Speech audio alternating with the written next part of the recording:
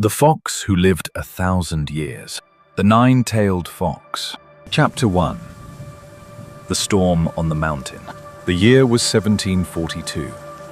The mountain pass of Wolhwa Moonflower Mountain was known throughout the province as a place where men vanished. Not robbers, not tigers. Men simply disappeared. Yoon Sok, a young scholar on his way to the capital for the royal examinations, had been warned 3 times by the innkeeper, by a farmer on the road, by an old woman with hollow eyes who grabbed his sleeve and said nothing, only shook her head. He did not listen. When the storm came, it came without warning. The sky turned the color of a bruise. Rain fell sideways. His lantern went out. He was lost. Then, through the trees, a light, warm and golden, trembling in the dark like a firefly too large for this world. He walked toward it. A house. A gate. Wisteria climbing the walls, somehow blooming in autumn, and standing in the doorway. A woman. She was the most beautiful thing he had ever seen. "You must be cold," she said. "Come inside." And Yoon Sok's scholar, son, soon to be a ghost, walked through the gate. Chapter 2. The House Without Shadows. Her name, she said, was Hae-in. She fed him warm rice wine and braised pork and smiled as he ate. And with every sip, the storm outside seemed to grow quieter, more distant, less real. The room was beautiful. Too beautiful. Silk screens painted with 9-petaled flowers. A cedarwood floor so polished he could see his own face. Incense burning not sweet, but deep and mineral, like stone after rain. He asked how she lived alone on this mountain. "I have always been here," she said simply. He asked where she was from. She smiled. "From before you were born." He laughed. He should have run. That night he slept deeply, the kind of sleep that feels like falling and never landing. He dreamed of foxes running through snow, 9 tails, white as bone. In the morning, the storm was gone. He should have left. Instead, he stayed another day, and another. And on the 3rd morning, when he finally looked at Hae-in standing in the morning light, he saw it on the floor beside her feet, his shadow, but not hers. Chapter 3. The Shaman's Warning. On the 4th day, Yoon Sok walked down the mountain to the nearest village to buy food. He told himself he would return to Hae-in. The village was wrong. The people moved slowly, like men walking through deep water. Their eyes were present, but empty, lit from behind by something hollow. Children sat in doorways and did not play.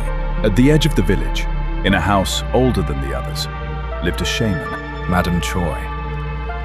She was perhaps 80, perhaps 800. Her eyes were the color of river stones. She saw him from across the road and called out, "You smell of her." He froze.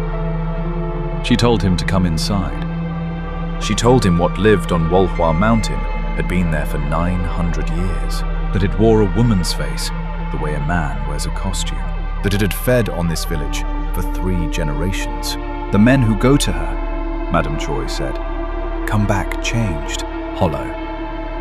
They give her what she wants without knowing the life energy inside them, the ghee. And when she has taken enough, she did not finish. Enough for what? Yoon Sok asked. To become human, permanently. She needs one last liver, one last heart, one last soul, given freely. She grabbed his wrist. Do not go back.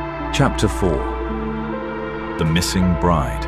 He did not believe her. Foxes were fairy tales. Scholars did not believe in fairy tales, but he was also a scholar, and scholars investigate. He searched the village records. In the past 40 years, 19 men dead, causes unknown. 3 young women gone missing brides, all of them within days of their weddings. The village offered tribute every harvest season to the mountain, not to a temple, not to a god, to her. He returned to Hae-in's house. But this time he did not go inside. He walked the perimeter. He searched the outbuildings. In the last shed, behind stacked firewood, he found a small silk pouch. Inside a woman's silver hairpin, shaped like a phoenix. He had seen it before, in the village, on a portrait, hanging in the home of the village chief, Suja, the bride who vanished 3 months ago, the one whose husband had wept until he could not speak, who now walked through the village with empty eyes. The hairpin was cold, but on the silk, a stain, still dark red. Yoon-sok stood in the shed for a long time. Then he heard footsteps behind him, soft, unhurried. I wondered when you would look, said Haein. Chapter 5. The Fox Reveals. She did not look ashamed. She looked tired. 963 years, she said. Do you know what it is to want something for that long? Yoon-sok could not move. Not from magic, from the sheer weight of what he was seeing. The woman was still there, still beautiful. But around her, in the corners of his vision, in the space between heartbeats, something else was visible. Something enormous. Something old. I was an animal, she said. I chose not to be. I studied. I suffered. I waited. I am so close. Those women were accidents, she said, and her voice did not change. I am not cruel. I am hungry. There is a difference. The men in the village will recover. I took only what I needed, a little life energy from many, or everything from one. She tilted her head. You understand mathematics. Then it happened. The air shifted. The temperature dropped. And behind her, slowly, like smoke rising from still water, they appeared. 9 tails, white as snow. Each one longer than a man, was tall, and her eyes, her beautiful eyes, gold, slit-pupilled, ancient. I need one thing from you, she said. Give it willingly, and it will not hurt. Refuse. She smiled, and we will see how fast a scholar can run. Chapter 6. The Hunt. He ran. Down the mountain path, through the cedar forest, over the stone bridge above the cold stream. He ran until his lungs burned, and his scholar's robes were black with mud. Behind him, silence, which was worse than sound. The foxfire came first.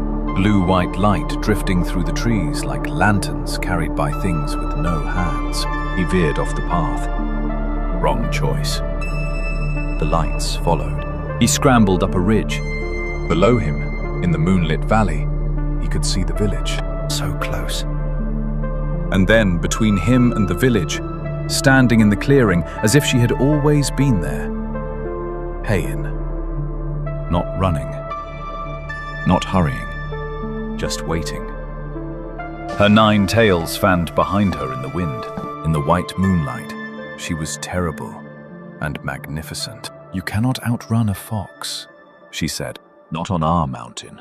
He looked left. Trees, black and dense. He looked right.